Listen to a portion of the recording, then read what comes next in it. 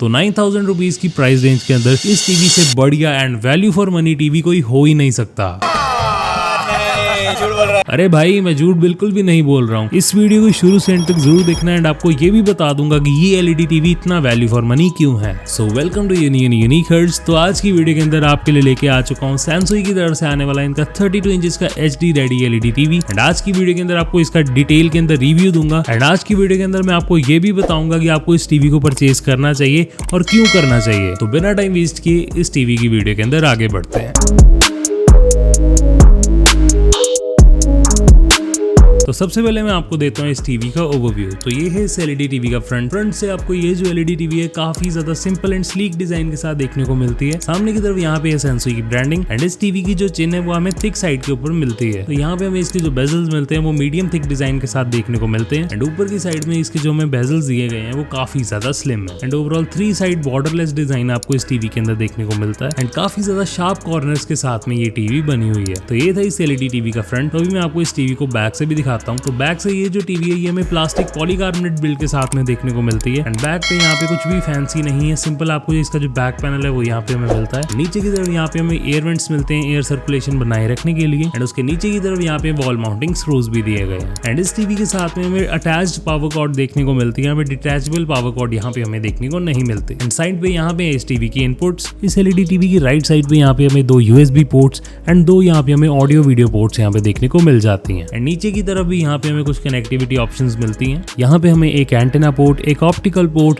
2 HDMI ports देखने को मिलती हैं एंड उसके साथ में एक लैन पोर्ट है एंड लास्ट में यहाँ पे हमें एक ईयरफोन जैक देखने को मिलता है एंड इस टीवी के नीचे की साइड में इसकी जो अटैच पावर कॉर्ड है वो कनेक्ट हो रखी है एंड ओवरऑल बैक से ये जो एलईडी टीवी हमें कुछ इस डिजाइन के साथ ऑफर की जाती है। तो एलईडी टीवी के अलावा बॉक्स के अंदर हमें सबसे पहले यहाँ पे हमें एक यूजर मैनुअल और वारंटी कार्ड देखने को मिलता है एंड इस टीवी का जो वॉल माउंट है वो हमें इसके बॉक्स के अंदर ही देखने को मिलता है एंड यहाँ पे हमें 2 टेबल टॉप स्टैंड्स भी मिलते हैं जिनको मैं ऑलरेडी टेबल के ऊपर लगा चुका हूँ। तो ये है इस टीवी का रिमोट। सामने की तरफ यहाँ पे हमें सैमसंग की जो ब्रांडिंग है वो देखने को मिलती है।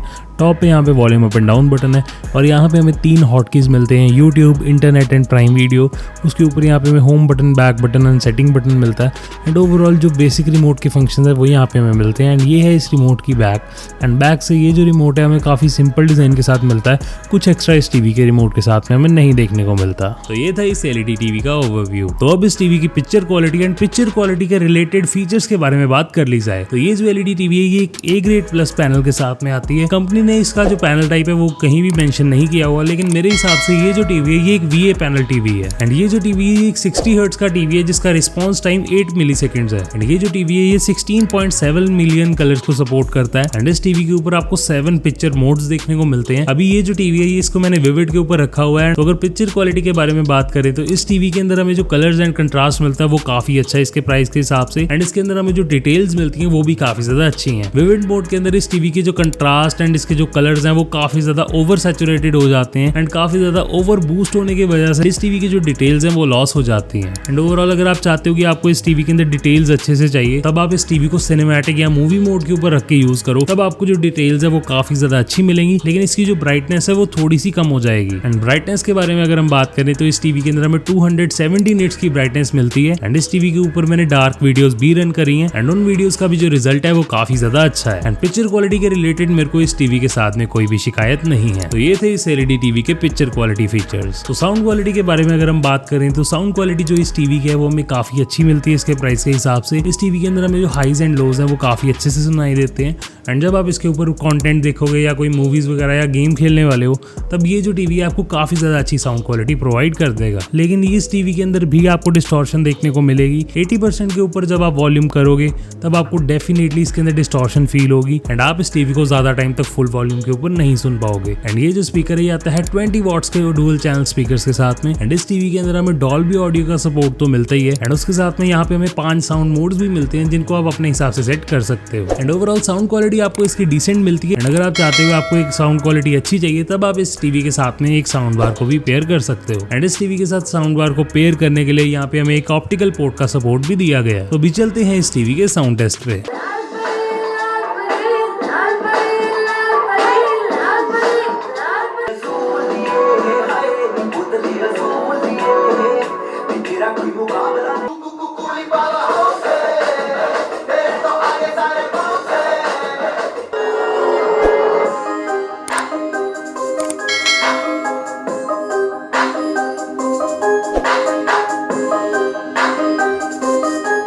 तो इस टीवी की audio quality and picture quality के फीचर्स तो आपने देख ही लिए हैं, तो अब मैं आपको इसके कुछ एक्स्ट्रा स्मार्ट फीचर्स भी बता देता हूँ। तो इस टीवी के अंदर हमें 512 MB रैम एंड 4 GB रोम देखने को मिलती है। उसके साथ ही में ये जो टीवी है ये क्वाड कोर प्रोसेसर के साथ में आता है। इस टीवी के अंदर हमें कोलिटा टीवी ऑपरेटिंग सिस्टम मिलता है जो कि एक लाइनेक्स ऑपरेटिंग सिस्टम के ऊपर बेस्ड है। एंड इस टीवी का जो ऑपरेटिंग सिस्टम है वो हमें ठीक ठाक स्मूथ मिलता है। एंड इस टीवी के साथ में आप स्क्रीन मिररिंग भी कर सकते हो। एंड इस टीवी के साथ ही में आपको गेम मोड भी देखने को मिलता है। अगर आप इस टीवी के ऊपर गेम्स खेलने वाले हो तब आप इस टीवी के साथ में गेम मोड ऑन करके एंजॉय कर सकते हो। एंड इस टीवी के अंदर लाइनेक्स ऑपरेटिंग सिस्टम का अपना खुद का ऐप स्टोर है एंड वहां से ही आप इस टीवी के अंदर एप्लीकेशंस डाउनलोड कर सकते हो। उसके अलावा इस टीवी के अंदर हमें Netflix, prime video, YouTube, Sun TV ऐसी काफी सारी एप्लीकेशन का सपोर्ट मिल जाता है। एंड अगर आप चाहो तो आप इस टीवी के अंदर गेम्स को डाउनलोड करके भी खेल सकते हो। तो ये थे सैमसंग की एलईडी टीवी के सभी फीचर्स जो कि आपको इस टीवी के साथ ऑफर किए गए हैं। तो अब बात करते हैं मेरे वर्डिक्ट की कि आपको सैमसंग की 13 इंचेस एलईडी टीवी परचेज करनी चाहिए या फिर नहीं। तो जैसे मैंने आपको पहले भी बताया कि ये एलईडी टीवी आपको 9000 रुपीज की देखने को मिल जाएगी, लेकिन इस टाइम के ऊपर इसका जो प्राइस है वो फ्लिपकार्ट के ऊपर आपको 9700 रुपीज का देखने को मिलेगा।